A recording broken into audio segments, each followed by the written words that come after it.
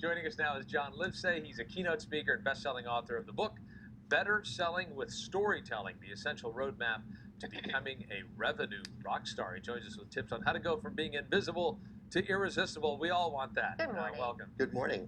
So what can we do to change that internal self-talk story playing in our heads that says we are not good enough? Well, if you think of the internal negative self-talk in your head as a movie, and you're the director, and you get to say cut at any time.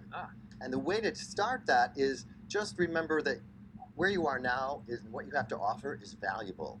And when you have that mindset, I have something called stacking your moments of certainty, where you write down 2 or 3 things that you knew you nailed it. You interviewed for a job, you asked somebody out on a date, they said yes, and put that in your head, and the confidence will go up, and all that negative self-talk goes down. Well, you know, we've all been to maybe a dinner or a cocktail party where someone is so great at telling stories, right? They can captivate the group that they're with. You say that telling a good story can make you irresistible to others, and you compare it to climbing a ladder. What do you mean by that? I do. I've created this ladder where at the bottom of it, we're invisible, as we just talked about, and then you move up to insignificant, and actually in the dating world, I don't know what's worse, invisible or insignificant, and then you get to interesting. Maybe you say or do something that pulls people's interest in, and in the dating world, that can be a little bit in the friend zone. And it can also be the friend zone at work, where they're just not seeing you as a leader or promoting you.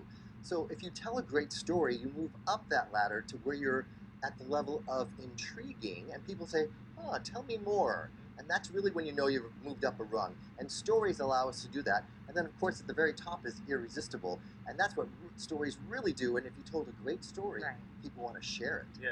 Some people are so good at it, right? They're just seemingly naturally talented storytellers. Can you teach that? The good news is storytelling is in all of our DNA. If you think back to the Stone Age, we sat around campfires telling stories to each other. So we see movies, parents tell their children stories. So when you tell a good story, it makes you magnetic and memorable. And most people want that. And when you tell stories, they need to be clear, concise, and compelling. All right. So you've got some teachable things that we can all learn and then become better storytellers. So let's go through 4 of your teachable storytelling skills. Sure. Start us off here. The first one is you paint the picture. Almost journalism, which you are all experts at. The who, what, where. When you paint a picture and pull people in, did this story happen last week, last year? Let us know the setting. And then a good story has a little bit of drama where you have to overcome some problems or challenges. And when you paint that picture of how you overcame those challenges, people are in. And they want to know what's going to happen. And then you have the lessons that you've learned of overcoming those challenges. And the final and 4th thing is your mindset usually changes after that story. Let's say you told a story of how you were afraid of rejection, and after the experience, you have a new mindset where you don't fear rejection anymore. And I think, you know, good storytelling is about having a beginning, a middle, and we always joke with Mark about an end. An end. You have to know how the story ends, and hopefully it has some sort of when to end it, there's some sort of an oomph at the end. And also in a great ending, then you have a resolution. What happened after the story? What's your life like now? And when you have that resolution, then people really remember that story because they go, oh, that's the journey I want to go on. And I've also noticed that people, I think when I speak publicly, I used to be really nervous about it. It turns out people want you to do well. They do. Right? We get butterflies in our stomach, and I tell people, get the butterflies in your stomach to fly in formation.